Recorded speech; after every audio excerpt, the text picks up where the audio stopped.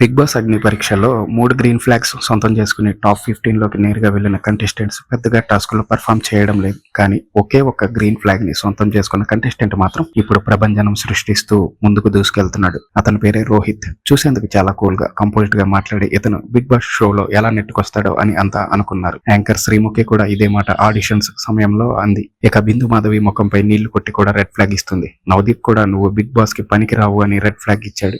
కానీ ఒక్క అభిజిత్ మాత్రమే ఇతనిలోని టాలెంట్ ని గుర్తించి గ్రీన్ ఫ్లాగ్ ఇచ్చి తదుపరి రౌండ్స్ కి పంపించాడు. టాస్కుల్లో పాల్గొనడానికి మొదట్లో కాస్త భయపడ్డాడు. కానీ ఒక్కసారి బరిలోకి దిగిన తర్వాత ఇతని సత్తా ఏంటో అందరికీ అర్థమైంది. మిగిలిన కంటెస్టెంట్స్ తో పోలిస్తే ఇతనికి పెద్దగా పిఆర్ టీం లేదు. అయినప్పటికీ ప్రస్తుతం ఓటింగ్ లో టాప్ 2 లో కొనసాగుతున్నాడు. ఇక ఈ రోజు ఎపిసోడ్ లో ప్రభంజనమే సృష్టించాడని చెప్పొచ్చు. దాదాపుగా అన్ని టాస్కుల్లో గెలిచి ఓటు అప్పీల్ చేసుకున్న మొట్టమొదటి కంటెస్టెంట్ గా నిలిచాడు. ముందుగా మ్యూజికల్ చైర్ తరహా టాస్క్ ఒకటి పెట్టారు.